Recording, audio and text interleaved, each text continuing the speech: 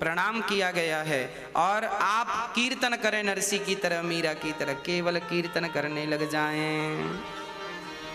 हाँ, और जब कीर्तन करेंगे तो कल्याण होगा। भगवान नारायण ने ब्रह्मा को उत्पन्न किया, ब्रह्मा ने वेदों को समझा और सृष्टि की उत्पत्ति की। अब यहाँ पर सुखदेव भगवान से राजा परीक्षित ने प्रश्न किया कि हे गुरुदेव, आखिर इस सृष्टि में भगवान संसार में क्यों आते हैं? तब कहा कि भगवान प्रेम की स्थापना करने आते हैं, धर्म की स्थापना करने आते हैं। प्रेम कितना, भगवान एक बार शांति दूत बन करके गए और शांति दूत बन करके दुर्योधन के पास गए। कहा, दुर्योधन पांडवों को कम से कम 5 गांव तो दे दो। दुर्योधन बोला, 5 गांव क्या, सुई की नोक बराबर जमीन नहीं देंगे। इंसान की अपनी कितनी महत्वाकांक्षा होती है, अपनी महत्वाकांक्षा के लिए व्यक्ति क्या क्या करता है, अपनी इच्छाओं की पूर्ति के लिए व्यक्ति क्या क्या करता है। दुर्योधन ने पूरी प्रजा को बलि चढ़ा दिया अपनी इच्छाओं के लिए। मुझे हस्तिनापुर इंद्रप्रस्थ दोनों चाहिए। और धृतराष्ट्र भी सहयोग करते गए। परिणाम क्या हुआ? भगवान शांति दूत बनकर गए। भगवान ने कहा, दुर्योधन पांडवों को 5 गांव दे दो, झगड़ा खत्म। दुर्योधन बोला, सुई की नोक बराबर जमीन नहीं दूंगा, इतना सा नहीं दूंगा। परिणाम क्या हुआ? भगवान कहते हैं, ठीक है, अब तेरा सर्वनाश निश्चित है। मैं आप लोगों से प्रार्थना करता हूं, आप लोगों का भी जब बंटवारा होता ना, भाई भाई का, महाभारत होता है घर में, बड़ा कहता है ये चाहिए, छोटा कहता है ये चाहिए, महाभारत। अधिकांश महाभारत घरों में बंटवारे के टाइम ही होते हैं। और मैं तो निवेदन करूंगा कि बंटवारे शांति से हो जाएं जिनके घर के, उनके घर पे बिहारी जी की बड़ी कृपा है। और ये झगड़े क्यों होते हैं? केवल बूढ़ों की लापरवाही के कारण। आप सही समय पर बंटवारा नहीं करते, उचित बंटवारा नहीं करते। अरे भाई, आप अपने लिए थोड़ा सा बचा के रख लो बुढ़ापे के लिए, बाकी बच्चों को बराबर बराबर बांट दो। जो आपकी सेवा ज्यादा करता हो उसको फिर वो अपना हिस्सा जो आपने अपने लिए रखा था, मरते समय लिख के चले जाइए कि भाई मेरी इसने सेवा की, मरने के बाद ये खेत इसका, ये प्रॉपर्टी इसकी। और मैं तो कहता हूं कि बच्चों की शादी हो, शादी के 1-2 साल के भीतर ही बच्चों का अधिकार बच्चों को दे दो। बेटा ये रहा तुम्हारा खेत, ये रहा तुम्हारा बंटवारे का हिस्सा, अपना कमाओ अपना खाओ। यदि समय के पहले आपने बांट दिया तो फिर जो झगड़े होते हैं उन झगड़ों से आप बच जाएंगे। और कई बार बूढ़े लोग बांटते नहीं हैं, बंटवारा करो पिताजी, बंटवारा करो पिताजी। हाँ, बुढ़ापा आ गया बाप का, अभी तक बूढ़े ने बंटवारा नहीं किया, अब बच्चे झगड़ा कर रहे हैं। अरे सही वक्त में उनको दे दो ताकि वो अपना कमाने खाने लगे। आपकी मर्जी, जिसके हक में आपको रहना है आप रहो। बड़े भाई के संग, बड़े बेटे के संग रहना, बड़े बेटे के संग रहो, छोटे बेटे के संग। आपके पास आपकी थोड़ी सी प्रॉपर्टी बचा के रखना ताकि आपके बच्चे सेवा करेंगे आपके लालच में। हाँ, पर मैं तो निवेदन करूंगा, आज के जमाने में बच्चों की शादी हो, शादी के साल भर के अंदर उनकी प्रॉपर्टी दे दो। बेटा ये तेरा घर, ये तेरी, अब तेरी मर्जी, अब तू फिर साथ में रहे तो ये तेरा बड़प्पन, तेरी मर्जी, पर मैंने अपनी तरफ से अपना कर्तव्य पूरा किया। बाद में कल को झगड़ा ना हो प्रॉपर्टी को लेके। भाई भाई भाई में प्रॉपर्टी को लेके झगड़ा हो जाएगा ना तो कल को फिर वो गांठ पड़ जाती है। हम नहीं चाहते कि रिश्तों में गांठ पड़े।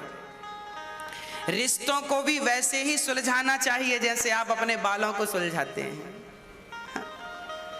रिश्तों को वैसे ही सुलझाना चाहिए जैसे आप अपने बालों को सुलझाते हैं। बाल टूटते नहीं, आहिस्ता आहिस्ता बाल सुलझाते हैं, टूटने नहीं देते। आप भी अपने रिश्तों को ऐसे सुलझाएं कि रिश्ते टूटे ना, भाई भाई से ना टूट जाए, पिता पुत्र से ना टूट जाए, टूटे ना, इसका आपको ख्याल रखना चाहिए। महाभारत का युद्ध क्यों हुआ? बंटवारे के कारण तो महाभारत हो गया। पांडव कहते हैं हमारा, अच्छा देखिए कितनी बढ़िया बात है। रामचरितमानस में राम ने अपना अधिकार छोड़ दिया तो रामायण तैयार हो गई। राम ने अपना अधिकार छोड़ दिया तो रामायण तैयार हो गई, और पांडवों ने अपना अधिकार मांग लिया तो महाभारत हो गई। अधिकार छोड़ देंगे तो रामायण जैसा ग्रंथ तैयार होगा, और अधिकार मांग लेंगे तो महाभारत जैसा ग्रंथ तैयार हो जाएगा।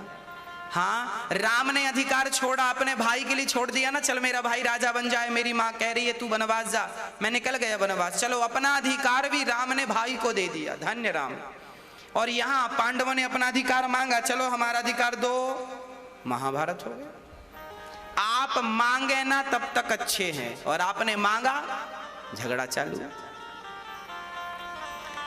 घर परिवार में अक्सर यही होता है।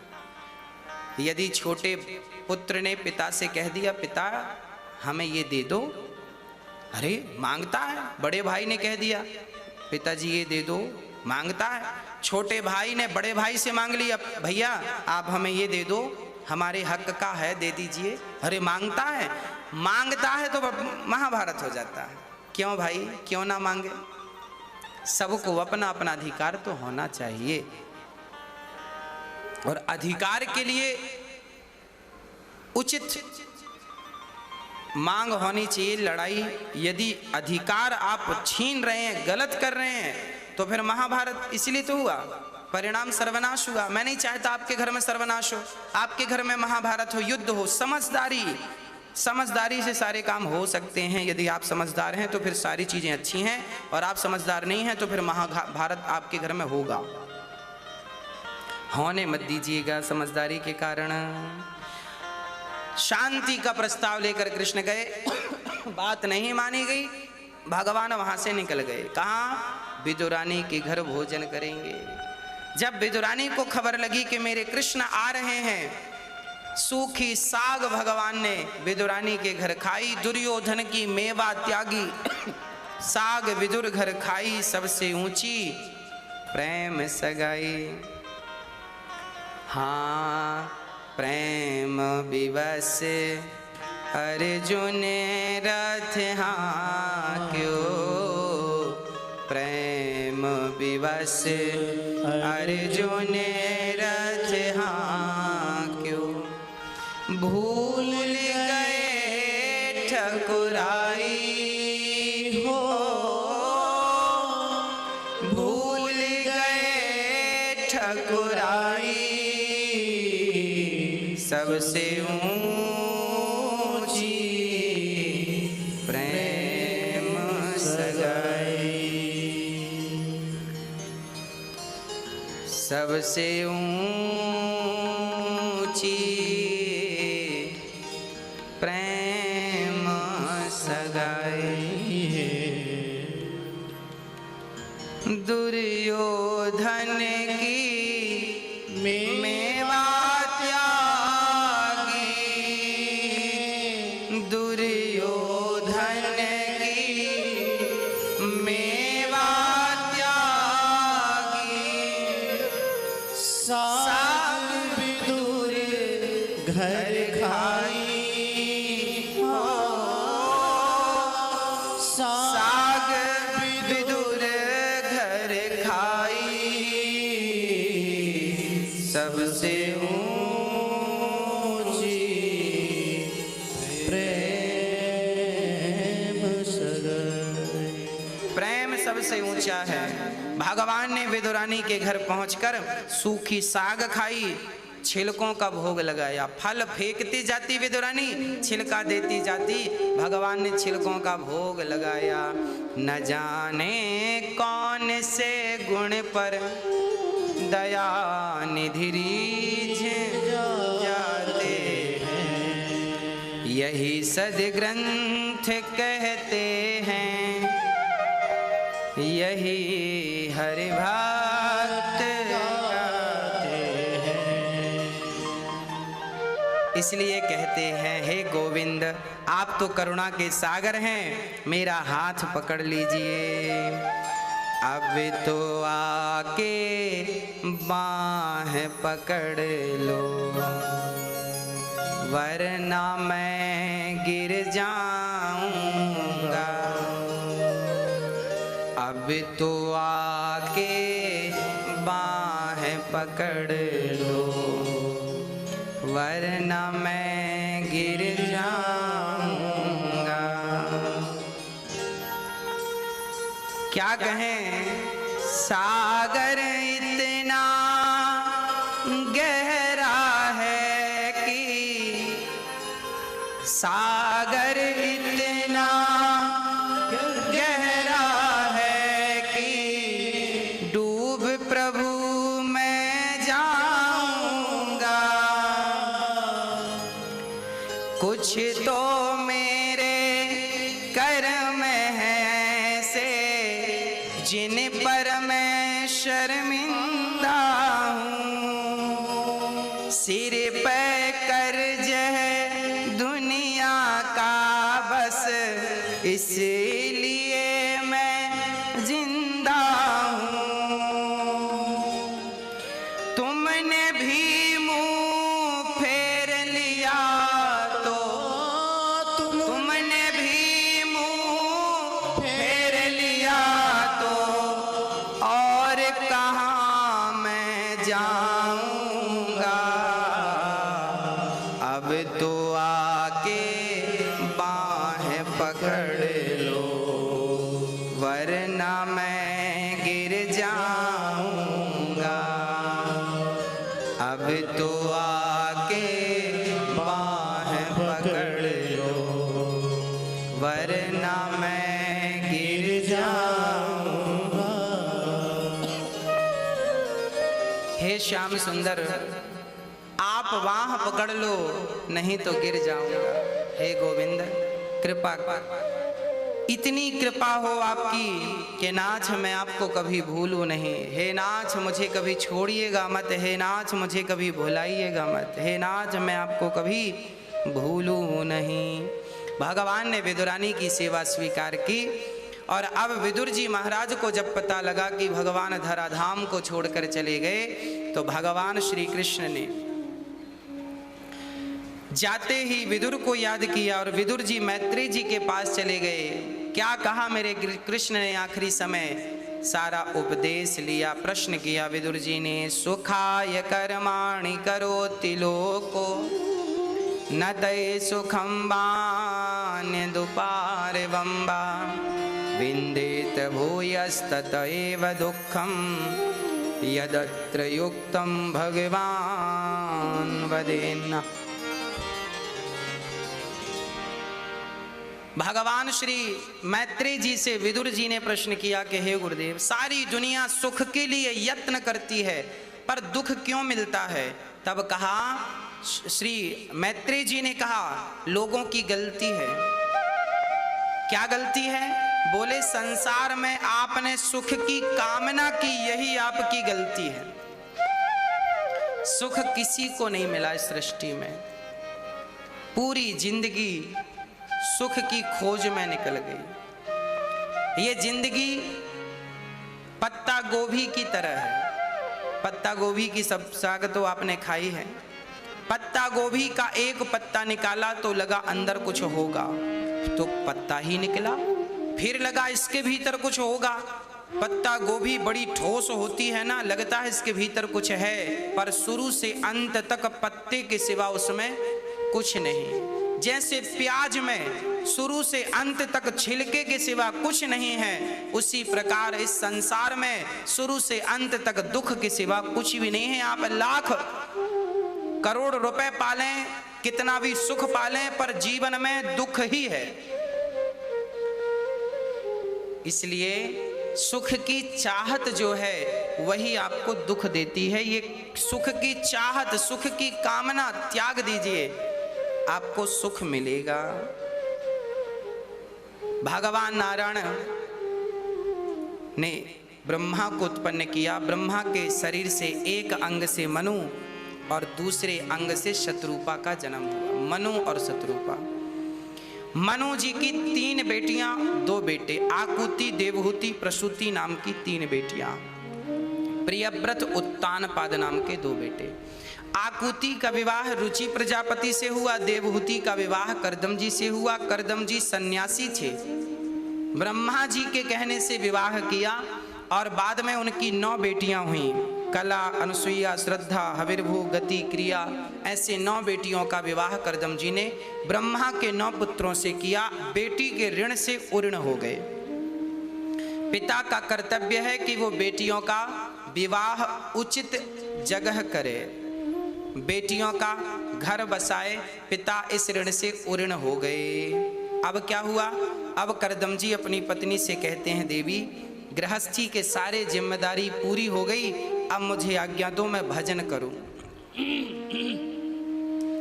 माँ देवहूति ने कहा, भगवान आपने बेटियों का घर बसा दिया, आप मेरे बारे में सोचिए, आप चले जाएंगे तो मेरा क्या होगा? अच्छा, ये देवहूति माँ बहुत बड़ी पतिव्रता है। करदम जी से जब इनका विवाह हुआ था ना, तो करदम जी समाधि में बैठ गए थे, 40 साल तक बैठे रहे। 40 साल तक देवहूति ने इनकी सेवा की है। शादी हुई और तुरंत समाधि में चले गए। 40 साल तक नई नवेली दुल्हन बैठी रही, पर ये नहीं हुआ कि छोड़ के चले जाएं ना। पतिव्रता नारी अपने पति का त्याग भला कैसे करेगी? करदम जी ने कहा, देवी क्या चाहती हो? महाराज एक पुत्र चाहती हूँ।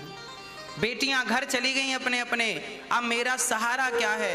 तब करदम जी के द्वारा माँ देवहूति के गर्भ से एक सुंदर सा पुत्र हुआ। स्वयं भगवान अवतार लेते हैं देवहूति के गर्भ से। जिनका हृदय पवित्र हो जाता है, जिनका मन पवित्र हो जाता है, जिनके विचार पवित्र हो जाते हैं, उनके घर भगवान ही अवतार लेकर आ जाते हैं, उनके पुत्र भगवान बनकर आ जाते हैं। माँ देवहूति और करदम जी का इतना पावन जीवन हो गया, इतना भक्तिमय जीवन हो गया कि भगवान स्वयं उनके गर्भ से, माँ देवहूति के गर्भ से कपिल भगवान बनकर प्रकट हो गए। बोलिए कपिल देव भगवान की जय।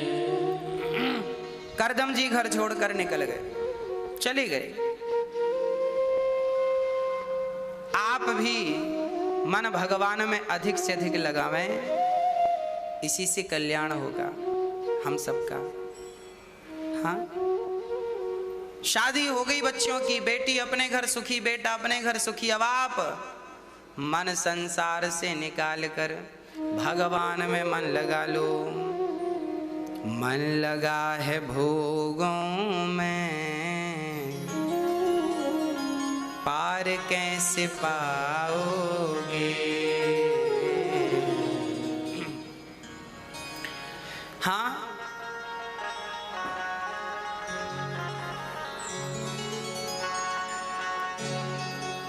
मन लगा है भोगों में, पार कैसे पाओगे?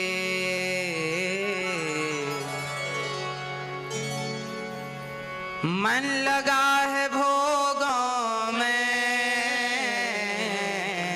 पार कैसे पाओगे? मन लगा है भोगों में, पार कैसे पाओगे? खाली हाथ, खाली हाथ, खाली हाथ आए थे, खाली हाथ जाओगे। खाली हाथ आए थे, खाली हाथ जाओगे। मन लगा है भोगों में, पार कैसे जाओगे?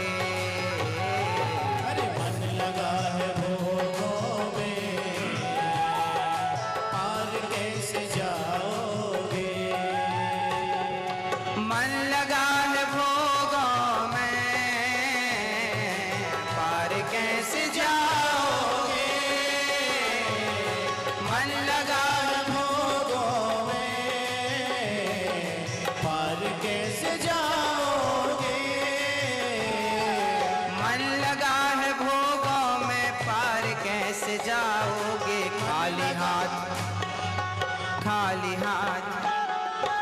खाली हाथ आए थे,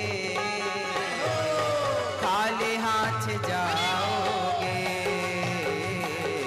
खाली हाथ आए थे, खाली हाथ जाओगे।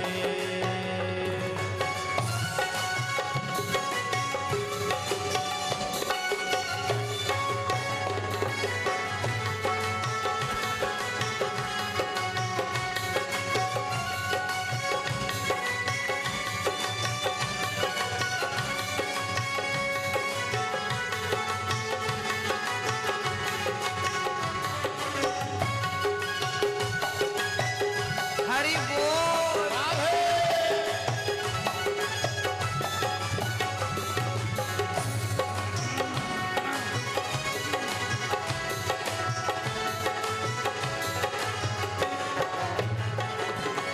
हीरा ये जन्म कीमती, क्यों मिला ये सोचाना, हीरा ये जन्म कीमती, क्यों मिला ये सोचाना। हीरा ये जन्म कीमती क्यों मिला ये सोचाना, हीरा ये जन्म कीमती, क्यों मिला ये सोचाना। जिंदगी ये जिंदगी ये जिंदगी ये आ तेरी यूं ही बीत जाएगी, जिंदगी तेरी यूं ही बीत जाएगी। मन लगा है भोगों में, पार कैसे पाओगे, मन लगा है भोगों में, पार कैसे पाओगे। मन लगा है भोगों में, पार कैसे पाओगे, मन लगा है भोगों में, पार कैसे पाओगे। खाली हाथ आए थे, खाली हाथ जाओगे। इसलिए हीरा ये जन्म कीमती क्यों मिला ये सोचा ना, पता ही नहीं चला आपको ये क्यों मिला है। कभी आपने विचार किया कि ये क्यों मिला है हमें शरीर? क्या हमें ये शरीर केवल पेट भरने के लिए मिला है? यदि पेट भरने के लिए ही मिला है तो पेट तो पशु और पक्षी भी भर रहे हैं। फिर भगवान ने हमें मनुष्य क्यों बनाया? पशु पक्षी भी तो बनाते तो भी तो पेट भरता। भगवान ने हमें ये मानव का तन क्यों दिया है? क्या बच्चे पैदा करने के लिए? अरे बच्चे तो पशु पक्षी भी पैदा करते हैं।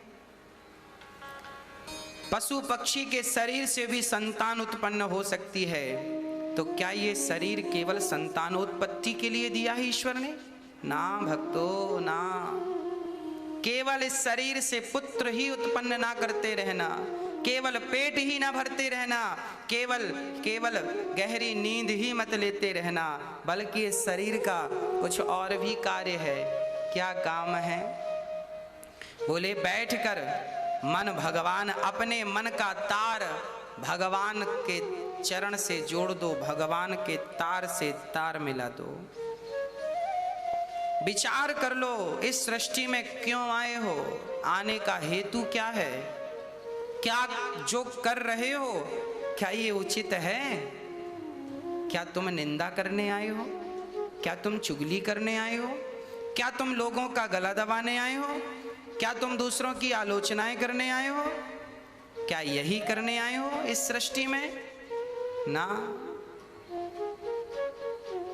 समय गया नहीं है, बहुत समय आपके पास और मेरे पास है।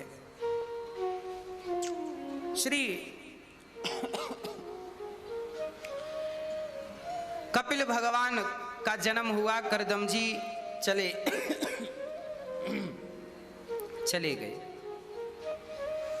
एक दिन कपिल भगवान जब 8 वर्ष के हुए तो मां देवहूति कपिल भगवान को पास बिठा करके हाथ जोड़कर प्रश्न करने लगी, हे पुत्र मेरा कल्याण कर दो, मेरा मन अभी संसार से छूटा नहीं है, बताओ मेरा मन संसार से कैसे छूटेगा। मां देवहूति ने कितना बढ़िया प्रश्न किया है, क्यों? बताओ कि मेरा मन संसार से कैसे छूटेगा। आपका भी शायद यही प्रश्न हो, आपका भी मन संसार से छूटता नहीं है, कैसे छूटेगा? बोले कमरे में अंधकार है, तो अंधकार को क्या आप लाठी लेके भगाओगे? केवल दीपक जला दीजिए। एक दीपक जला देंगे कमरे में तो कमरे का सारा अंधकार स्वतः मिट जाएगा।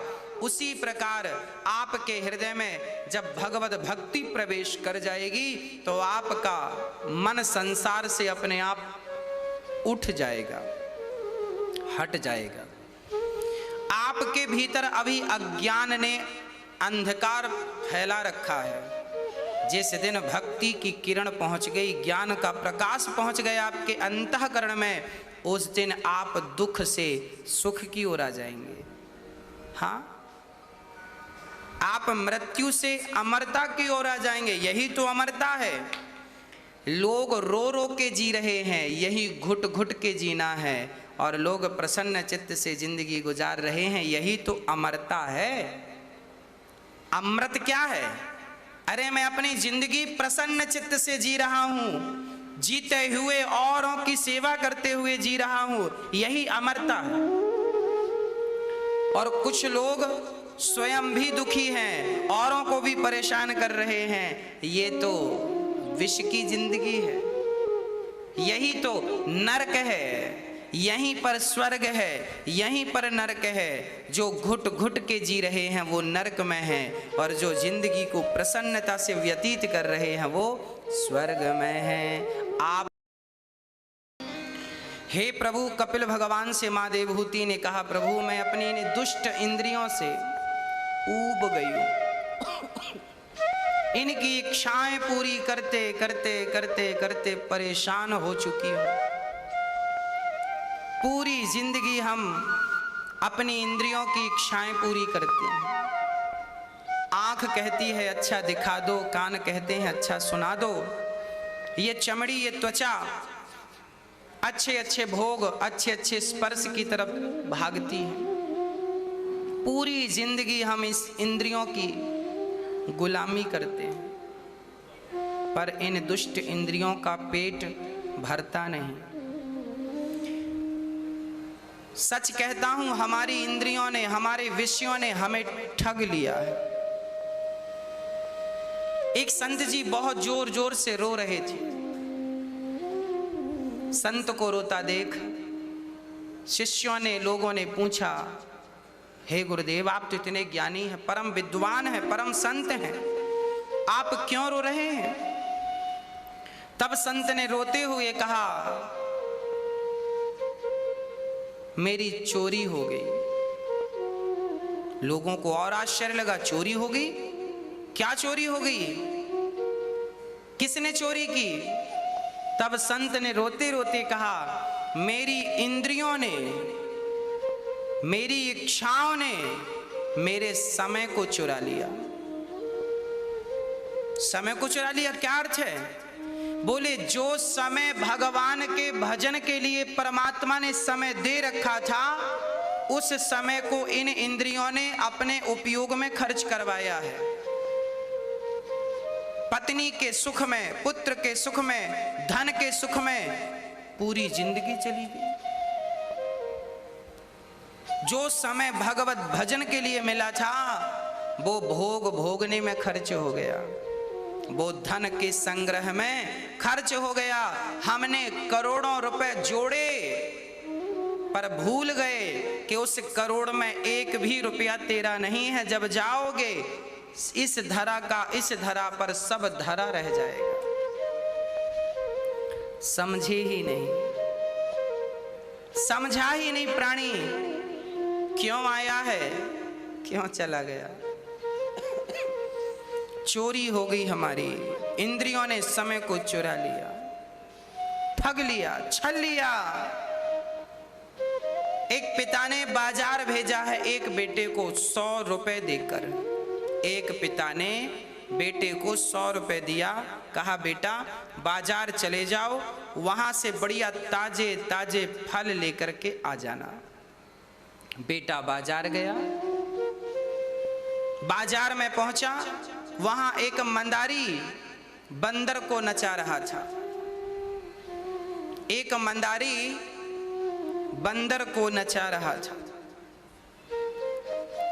वो बालक जिसे पिता ने फल लेने भेजा है, वो बंदर के नाच को देखने में इतना मस्त हो गया, उसे इतना आनंद आया। बंदर नाच रहा था, मंदारी नचा रहा था, और बंदर नाच नाच के सबको आनंदित कर रहा था। खेल पूरा हुआ, बंदर ने कटोरा उठाया, सबसे मांगा, तो इस बालक ने भी अपने 100 रुपए जो पिता ने फल लेने भेजे थे, 100 रुपए उस बंदर के कटोरे में डाल दिया। मंदारी तो बंदर लेकर चला गया। अब इस बालक को याद आया कि पिता ने भेजा क्यों था बाजार। जब तक याद आया तब तक दुकानें बंद हो चुकी थी, समय बीत चुका था। गया दुकानों की तरफ, दुकानें बंद हो चुकी थी। खाली हाथ पिता के पास चला गया। पिता ने कहा बेटा मैंने फल लेने भेजे थे, तुम फल लाए नहीं। बेटे ने कहा पिताजी जब तक मैं पहुंचा दुकानें बंद हो गईं। पिता ने कहा बेटा मैंने तो सुबह भेजा है तुम्हें, तुम शाम को वापस आ रहे हो और कह रहे हो दुकानें बंद हो गईं। पिताजी मैं रास्ते में एक मंदारी के खेल में उलझ गया, बंदर नाच रहा था, मैं खड़ा खड़ा देख रहा था, समय कब बीत गया पता ही नहीं लगा। जब तक मैं दुकान पहुंचा तब तक दुकानें बंद हो चुकी थी। पिता ने कहा चलो फिर पैसे वापस करो, सामान नहीं लाए पैसे वापस करो। कहा पैसे खर्च हो गए, 100 रुपए खर्च भी हो गए, सामान भी नहीं मिला। पिता ने कहा वाह बड़ा उद्दंड बालक है। ये छोटी सी कथा कुछ और भी इशारा कर रही है। आइए जरा हम उस इशारे को समझते हैं। एक पिता ने 100 रुपए देकर बेटे को बाजार भेजा फल लेने के लिए। वो पिता परम पिता परमात्मा है। उस परमात्मा रूपी पिता ने हमें संसार में 100 रुपए देकर भेजा है अच्छे अच्छे फल लाने के लिए। 100 रुपए मतलब हमें 100 साल की उम्र देकर के भगवान ने संसारिक बाजार है, इस बाजार में हमें भगवान ने 100 रुपए देकर भेजा है, मतलब 100 साल की उम्र देकर भेजा है। और भेजा किस लिए है? फल लेने के लिए। कौन से फल? अच्छे अच्छे कर्मों के फल। आप अच्छे अच्छे कर्म कीजिए और अच्छे अच्छे कर्मों के फल ले जाइए यहाँ से। पर जब हम यहाँ आए तो यहाँ हम मंदारी के खेल में उलझ गए। ये मंदारी का खेल क्या है? बोले हमारा परिवार ही तो मंदारी का खेल है। कभी पत्नी नचाती है तो कभी पति नचाता है, तो कभी बच्चे नचाते हैं, तो कभी माँ बाप नचाते हैं। कई बार आप ये कहते हैं हम सुबह से शाम तक नाचते हैं, अर्थात आप मंदारी की तरह, बंदर की तरह पूरी जिंदगी नाचते हैं और इसी नाच गाने में आपकी पूरी उम्र निकल जाती है। किसके लिए नाच रही हो? बच्चों के लिए। किसके लिए कमा रहे हो? बच्चों के लिए। पूरी जिंदगी आप बच्चों के लिए नाचते रहे, परिवार के लिए नाचते रहे, अपने आप के लिए नाचते रहे, और इसी नाच में आपके 100 रुपए खर्च हो गए, अर्थात 100 साल की उम्र बीत गई। जब तक आपको होश आया, किसी संत ने कहा कि किस लिए आया है, जब तक होश आया तब तक दुकानें बंद हो गई, अर्थात आपकी आंखें बंद, अर्थात मृत्यु सिर पे खड़ी है। जब तक अक्ल आई, होश आया, तब तक बहुत देर हो चुकी थी और आप खाली हाथ चले गए। भगवान ने पूछा क्यों भेजा था बाजार? फल लाया? नहीं लाया। कहाँ लगाया समय? परिवार में। पैसे वापस कर, खर्च हो गए। 100 साल की उम्र बीत गई आपकी, आज मैं आपसे आपकी उम्र का हिसाब मांग रहा हूं। बताइए क्या कमाया आपने, क्या पाया आपने, क्या है आपके पास? आप कहेंगे मेरे पास घर है, मेरे पास पैसा है, तो पैसा तो वैश्या के पास भी बहुत होता है। आप कहेंगे मेरे बच्चे हैं 4-4, बच्चे तो सुअर के भी होते हैं। तो क्या बच्चों की प्रॉपर्टी तुमने जोड़ी है? क्या केवल पैसा ही तुमने जोड़ा है? हाँ, विचार कर लो। अच्छे अच्छे कर्मों के फल लेने तुम्हें भगवान ने भेजे हैं। अच्छे कर्म जितने हैं कर लो, बुरे तो बहुत कर लिए हैं ना। बुरों का तो, बुरे कर्म का तो अनुभव भी है। कुछ अच्छे हो जाए इस तन से, इस शरीर से, अब कुछ अच्छा हो जाए, कुछ भला हो जाए, किसी का पेट भर जाए, अब किसी के काम आ जाए हम। हाँ, कुछ अच्छा कर लीजिए, विचार कर लीजिए, बैठ के चिंतन कर लीजिए। मैं आपसे हिसाब मांग रहा हूं आपका। क्या कमाया है आपने? आपने नाम कमाया, पद कमाया, प्रतिष्ठा कमाई। कितने दिन रहेगी ये प्रतिष्ठा, कितने दिन रहेगा नाम? आने वाले युग में, आने वाली सदी में क्या आपका नाम लिया जाएगा? कितने चले गए, नामी ग्रामी चले गए, कौन पूछता है बताइए? कल जिनके नाम का डंका बजता था साहब, आज सब मिट्टी में मिल गए। हाँ, राज राजे रहे ना बुरानी रही, ना बुढ़ापा रहा ना जवानी रही। वस्तु हर एक आनी बजानी रही, वस्तु हर एक आनी बजानी रही। अंत में लखपति को न धेला जुड़ा, हंस जा भी उड़ा तो अकेला उड़ा।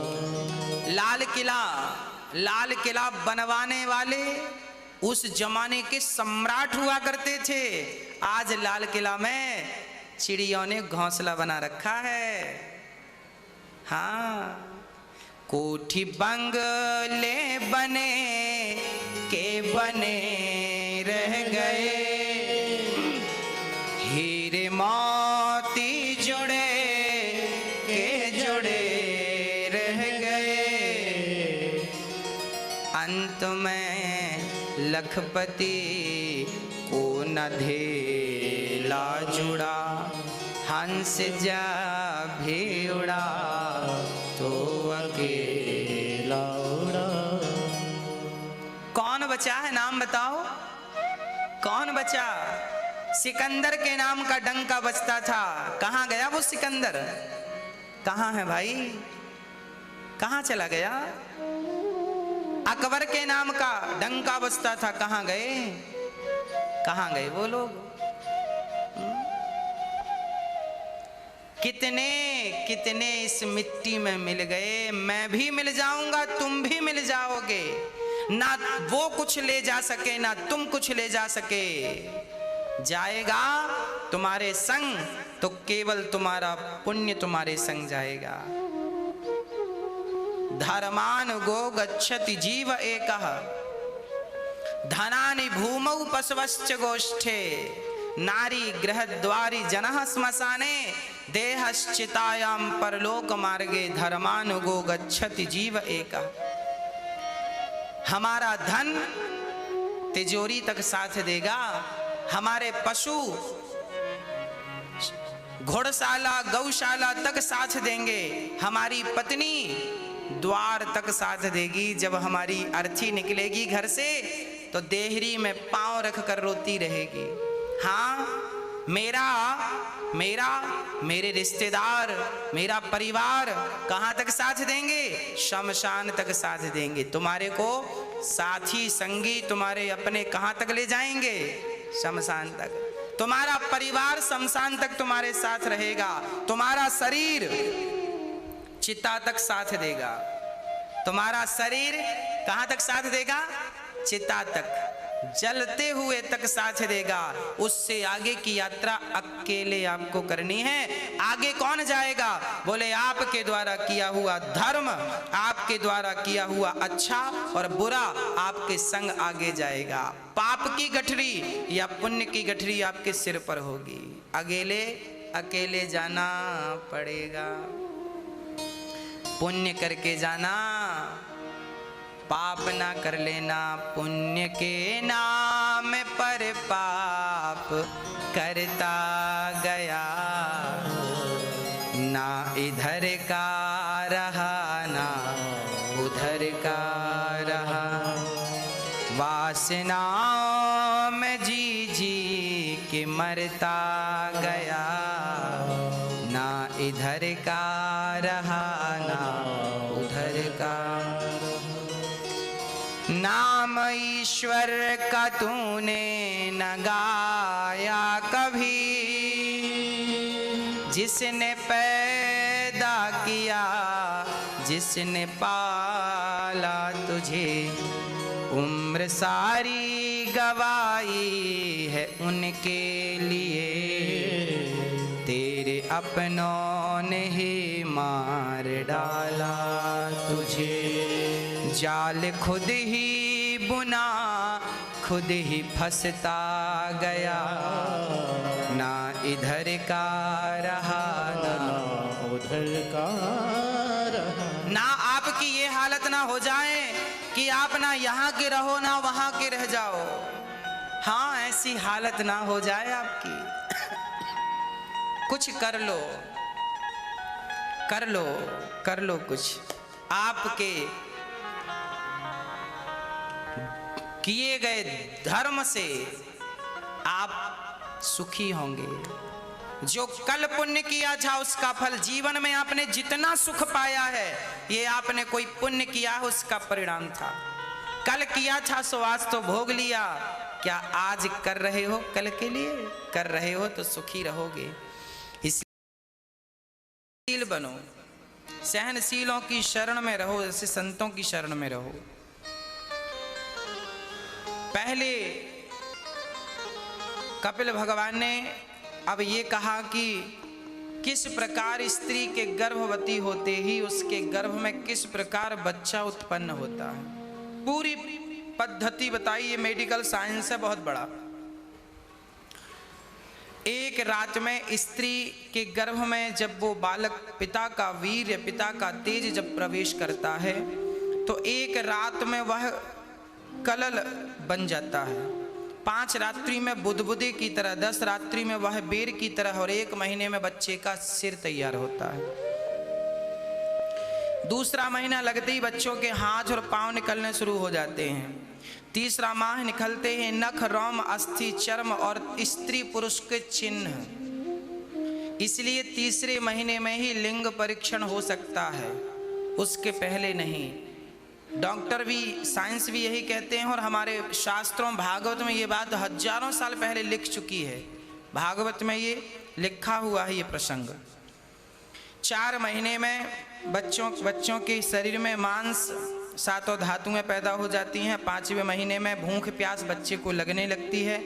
6वें महीने में बच्चे को पूर्व काल का ज्ञान हो जाता है।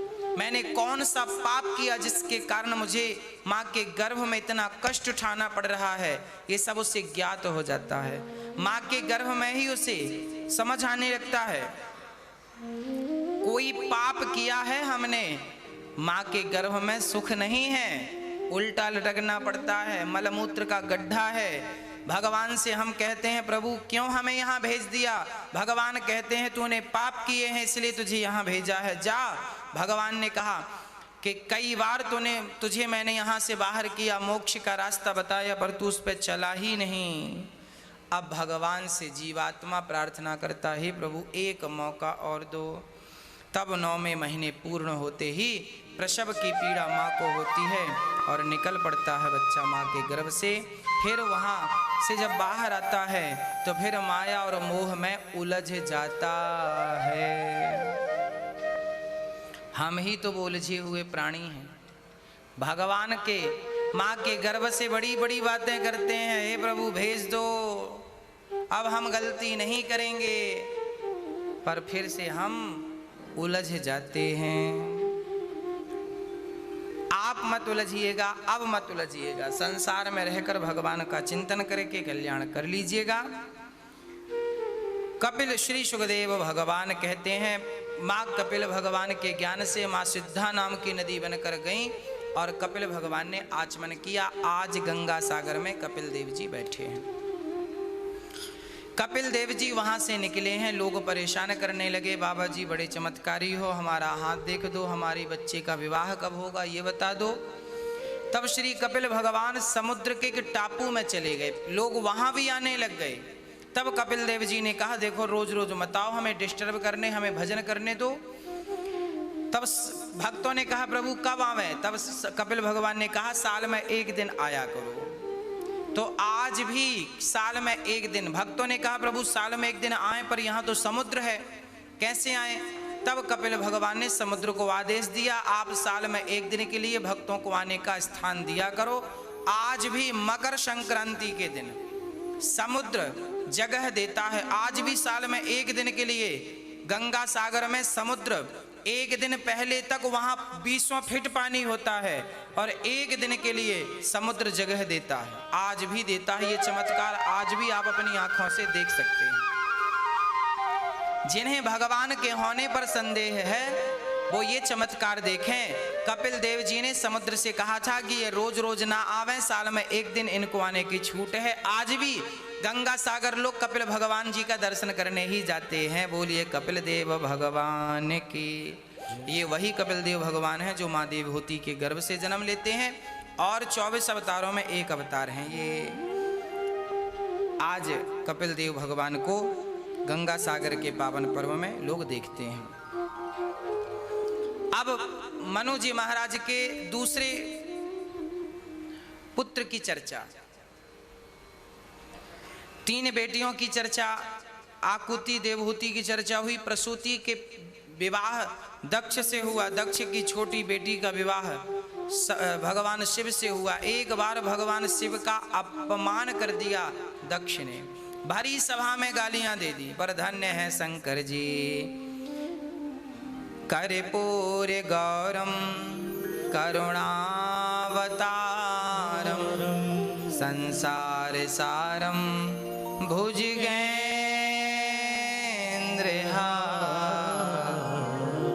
सदा वसंतम हृदयारविंदे भवम भवानी सहितम नमामि। भरी सभा में शंकर जी का अपमान किया था दक्ष ने, गालियां दी, पर धन्य है शंकर जी चुपचाप रहे, कोई प्रत्युत्तर नहीं, कोई शब्द नहीं कहा शंकर जी ने, सहन करते गए। आपको ये कथाएं क्या संदेश देती हैं, क्या मैसेज देती हैं? यही कि हमें भी सहनशील बनना होगा। भारी सभा में दक्ष के अपमान को शंकर जी ने सहन कर लिया, हमें भी सहन शक्ति बढ़ानी होगी। कोई लाख अपमान करे, कोई लाख आलोचना करे, कोई लाख गालियां दे, पर आपको भी जवाब नहीं देना है, प्रत्युत्तर नहीं देना है। कोई बात नहीं, दुष्ट अपनी दुष्टता नहीं छोड़ता तो क्या सज्जन को अपनी सज्जनता छोड़ देनी चाहिए? क्या लोगों के लाठी मारने से आम का फल मीठे से खट्टा हो जाता है? आम अपना स्वभाव नहीं छोड़ता, बबूल अपना स्वभाव नहीं छोड़ता। तो बिच्छू का काम है डंक मारना। एक संत को बिच्छू ने डंक मार दिया, पानी में बह रही थी, संत ने उठाया, फिर डंक मार दिया, फिर गिर गई, फिर डंक मार दिया, फिर गिर गई। संत ने बार बार पकड़ा, वो बार बार डंक मारती। लोग कहते, बाबा जी जब वो बार बार डंक मारती है तो उठाते क्यों हो? संत ने कहा जब ये 20 ग्राम की बिच्छू अपना धर्म नहीं छोड़ती डंक मारने का, तो मैं 50 किलो का इंसान भला अपना धर्म कैसे छोड़ दूं? मैं इंसान हूं, मैं इसे बचाऊंगा, मैं इसकी रक्षा करूंगा। जब ये अपना कर्तव्य अपना धर्म नहीं छोड़ती तो मैं अपना धर्म कर्तव्य कैसे छोड़ दूं? शंकर जी को गालियां मिली, पर शंकर जी ने बदले में कोई प्रत्युत्तर नहीं, चुपचाप सहन करते गए गालियों को। भगवान शंकर एक बार दक्ष ने यज्ञ किया, शंकर जी को नहीं बुलाया, पार्वती गईं, जलकर राख हो गईं। वही पार्वती फिर हिमालय की बेटी बनकर जन्म लेती हैं, शिव पार्वती का विवाह संपन्न होता है। मनु जी महाराज की तीनों बेटियों की चर्चा हमने आपको सुनाई।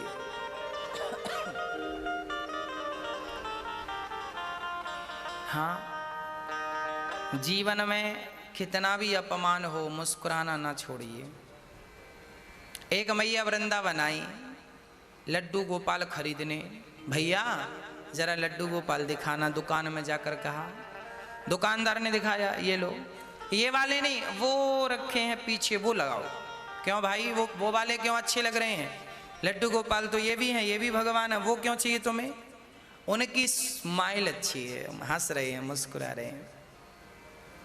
आप लोग भी जब भगवान खरीदती हो ना, तो ऐसे भगवान खरीदते हो जिनमें स्माइल हो, मुस्कुरा रहे हो, हंसने वाले हो।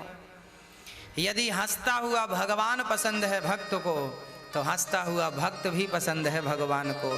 तुम भी हंसा करो, तुम भी मुस्कुराया करो।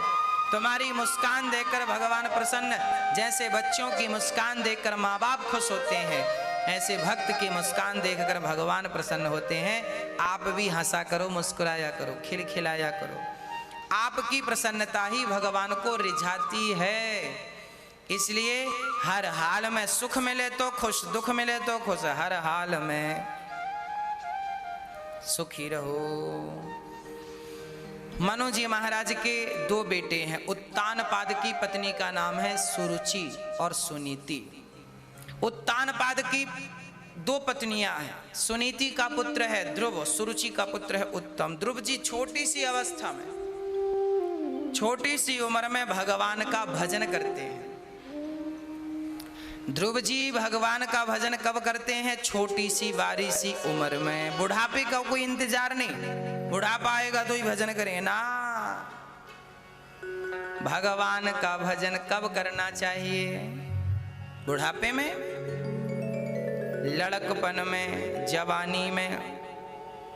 लड़कपन में बढ़िया है, लड़कपन में कोई दिक्कत नहीं है, ना पाँव में दर्द है, ना कमर में दर्द है, ना पेट में दर्द है, ना आलस्य है।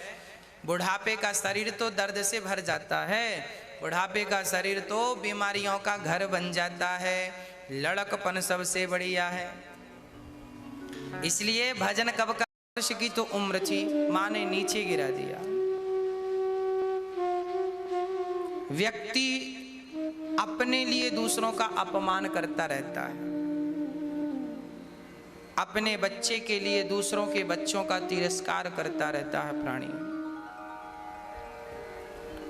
हाँ, यहां पर हम आपको एक छोटी सी बात जरूर कहेंगे। जीवन में कभी किसी के आश्रित मत रहना, किसी के आश्रित। यदि आश्रय लेना ही है तो केवल गोविंद का। हाँ, दुनिया का आश्रय आप लेंगे, कब तक लेंगे? हाँ, इसलिए ध्रुव जी को अब लगा कि मैं पिता के आश्रित नहीं रहूंगा। पिता की गोद में बैठा तो माँ ने धक्के मार कर निकाल दिया। मैं किसी के आश्रय नहीं रहूंगा, मैं कुछ ऐसा करूंगा कि लोग मेरे ही आश्रय रहे। ध्रुव जी ने अपने आप को इतना तपाया, घर से निकल गए। माँ ने गोद में बिठाया, लाख समझाया ध्रुव को, बेटा कोई बात नहीं, माँ ने अपमान किया तो कोई बात नहीं। ध्रुव जी बोले ना, माँ ने कहा है भगवान की भक्ति कर, मुझे तो अब भक्ति करना है। बोलो माँ, भक्ति कैसी होती है? 5 साल का बालक जब माँ के व्यंग वचन सुनता है ना, बुरा लगता है, और माँ की खुद की माँ की सुनीति की गोद में जाकर बैठ जाता है। माँ समझाती है, बेटा भगवान को पाना बड़ा कठिन है, पर मुझे विश्वास है तू पा लेगा। माँ बस ये बता दो कैसे करना है। माँ ने कहा, बेटा तुम्हें सबसे पहले कोई सच्चे गुरु का आश्रय लेना पड़ेगा, तुम्हें गुरु की शरण में जाना पड़ेगा। जब तुम गुरु की शरण में जाओगे ना, तो गुरु ही तुम्हें ईश्वर तक पहुंचने का कोई सहज में मंत्र देंगे, सहज मंत्र देंगे। गुरु की शरण में जाओ। नारद जी ध्रुव जी घर से निकल पड़े। ध्रुव जी भगवान से मिलने गए हैं, रास्ते में नारद जी मिल गए। एक बात तो तय है कि जब आप भगवान का सहारा लेकर चलते हैं तो रास्ते में कहीं ना कहीं भगवान ही सहारा बन करके खड़े हो जाते हैं। ना जाने किस रूप में नारायण मिल जाए, भगवान ही आपका सहारा बनते हैं। हाँ, रूप किसी का भी हो सकता है, पर सहारा भगवान होते हैं सबके। ध्रुव जी के सहारा भगवान बन गए, नारद जी बनकर आए। और नारद जी ने कहा, पुत्र कहाँ जा रहे हो? ध्रुव ने कहा, भगवान को पाने जा रहा हूं। ध्रुव जी की बातें सुनकर नारद जी हंसे। बालक, भगवान को पाना कोई बच्चों का खेल थोड़ी है कि भगवान को पा लिया। ध्रुव जी ने पूछा, तो आप ही बता दो भगवान कैसे मिलेंगे? मुझे तो बस पाना है, उन्हें बिना पाए मैं वापस नहीं जाऊंगा। ध्रुव जी ने कहा, भगवान, नारद जी ने कहा, बालक तू कितना गरम है, तेरी माँ ने तुझे 2 शब्द कड़वे क्या बोल दिए, तू घर छोड़कर चला आया? ये स्वभाव ठीक नहीं है बेटा। जा, माँ ने बोल दिया, कोई बात नहीं, गले लग माँ के, और माँ की गोद में अभी तेरी खेलने खाने के दिन है। ध्रुव जी 5 साल के थे, कह दिया, प्रभु खेलने खाने के दिन बीत गए, अब तो भगवान को पाने के दिन है, उन्हें पाकर लौटूंगा। तब नारद जी समझ गए, बच्चा कच्चा नहीं, बच्चा पक्का है। भगवान को पाने में एक चीज अनिवार्य है, एक सामग्री अनिवार्य है, लगेगी लगेगी। क्या? अटल विश्वास। भगवान को पाने में एक चीज अनिवार्य है, वो है दृढ़ विश्वास। मंत्र जाप मम दृढ़ विश्वास। विश्वास है तो भगवान की राह सरल है, और विश्वास नहीं है बहुत कठिन डगरी है। हाँ, ध्रुव जी महाराज ने नारद जी से कहा, मंत्र दे दो। कौन सा? बोले, ओम नमो भगवते वासुदेव। नारद जी ने ये 12 मंत्र ध्रुव जी के कान में फूंक दिया, बेटा लो, इस मंत्र के सहारे तुम भगवान को पाओ, जाओ। ध्रुव जी ने प्रश्न किया, गुरुदेव भगवान कहाँ हैं? मैं मंत्र जपूंगा तो क्या इसके जाप से भगवान मिल जाएंगे? हाँ हाँ मिल जाएंगे। तो ध्रुव जी ने प्रश्न कर दिया नारद जी से, गुरुदेव ये बताओ भगवान हैं तो फिर हमें दिखाई क्यों नहीं पड़ रहे हैं, लोगों को दिखते क्यों नहीं है? नारद जी ने उत्तर दिया, बेटा ये बताओ मिश्री में मिठास है या नहीं है? नारद जी ने कहा, है तो ये बताओ तुमने कभी मिश्री की मिठास को देखा? ना गुरुजी देखा तो नहीं है। देखा नहीं है इसका अर्थ ये तो नहीं कि मिश्री में मिठास नहीं है। गुलाब में खुशबू है या नहीं है? क्या आप में से किसी ने कभी उस खुशबू को देखा, दर्शन किया? कैसी है? हरी है, पीली है, लाल है? जैसे गुलाब में खुशबू है पर दिखती नहीं है, मिश्री में मिठास है पर दिखती नहीं है। मिश्री को चखोगे तो स्वाद का, मिठास का अनुभव होगा। ऐसे भगवान की भक्ति करने लग जाओगे तो उस परमात्मा का भी अनुभव हो जाएगा। वो है तो कण कण में, पर अनुभव तब होता है भक्तों जब आप भक्ति करते हैं। माचिस की तीली में आग है या नहीं है? आग तो है पर अपने आप तो प्रकट नहीं होगी। आप माचिस से तीली निकालो और तीले से कहो, तीली महारानी आग को प्रकट कर दो, तो कर देगी ना? उस तीली को माचिस में घिसना पड़ेगा, घर्षण करना पड़ेगा। जैसे ही घर्षण हुआ आग प्रज्वलित हो गई। उसी प्रकार जब हृदय में भक्ति होगी और भक्त भगवान की ओर जब बढ़ेगा, प्रेम से भगवान से सच्चा प्रेम करेगा, और जब भक्त का प्रेम से घर्षण होगा तो अंतःकरण से भगवान वैसे ही प्रकट हो जाएंगे जैसे तीली से आग प्रकट हो गई।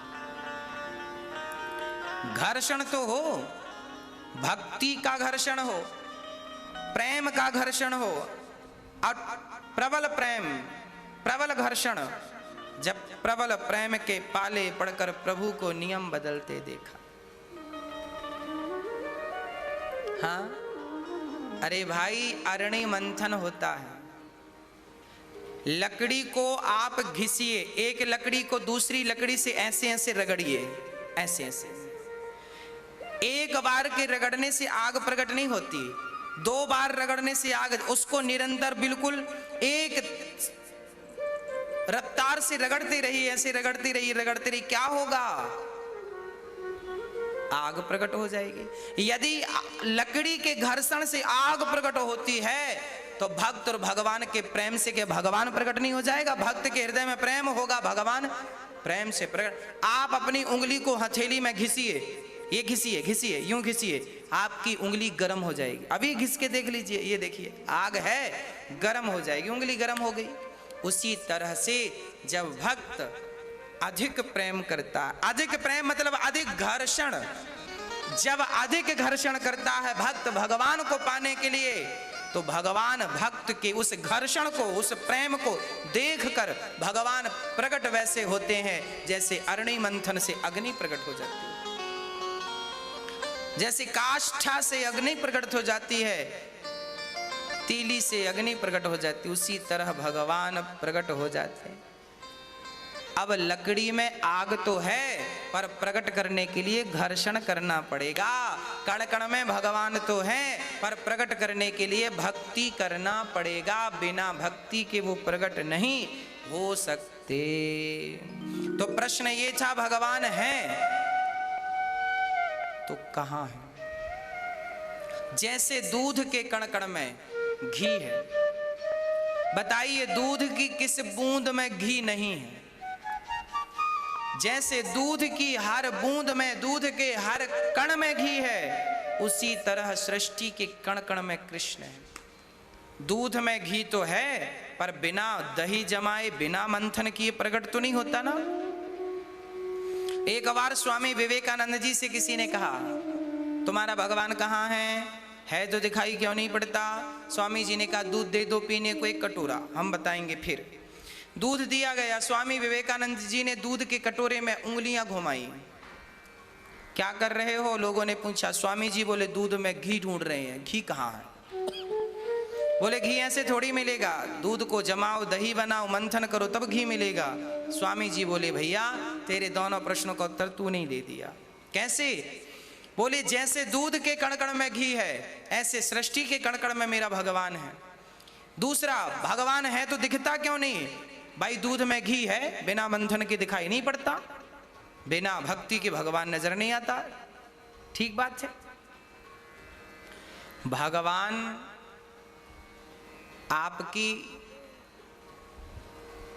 सत्यता का भूखा नहीं है।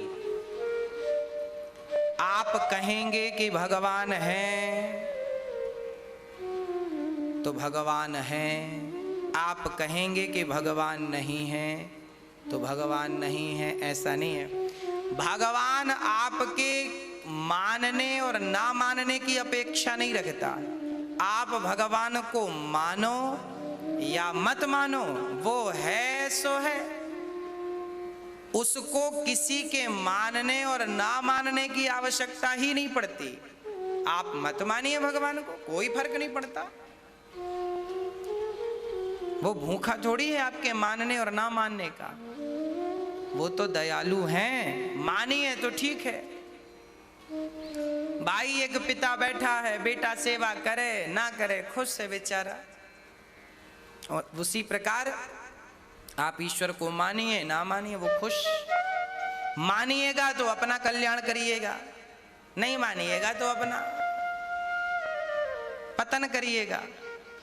इसलिए ईश्वर को मानने में बहुत फायदे हैं, ना मानने में ईश्वर को एक भी फायदे नहीं सिवा नुकसान के।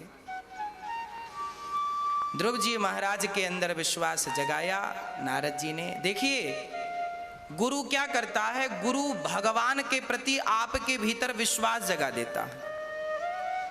नारद जी के भीतर भी विश्वास जगाया। नारद जी विश्वास से जाप करने लगे मधुवन में। ओम नमो भगवते वासुदेवाय का नित्य जाप किया। करते करते 6 महीने बीत गए। भोजन पानी त्याग दिया। एक पांव के बल पर खड़े होके ध्रुव जी ने भगवान की आराधना करनी शुरू कर दी।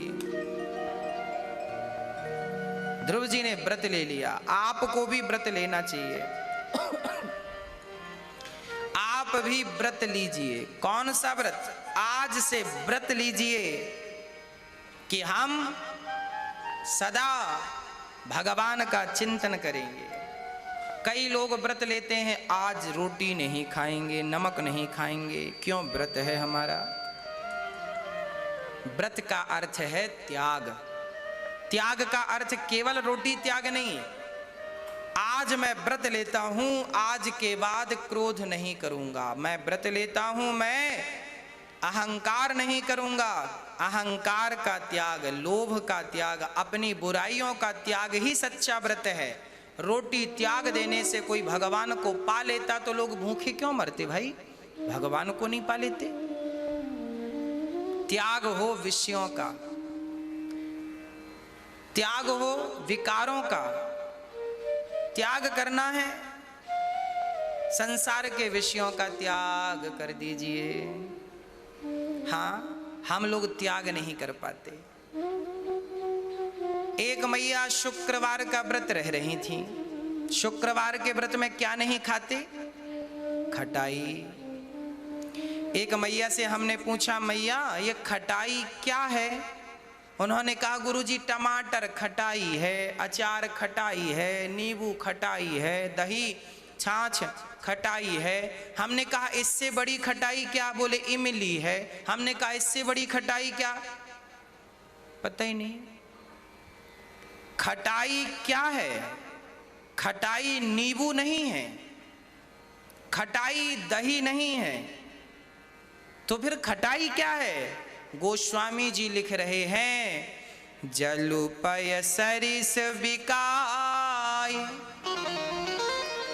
देखहु प्रीत किरीत भली बिलगे हों ही रस जाय कपट खटाई परत पुनी।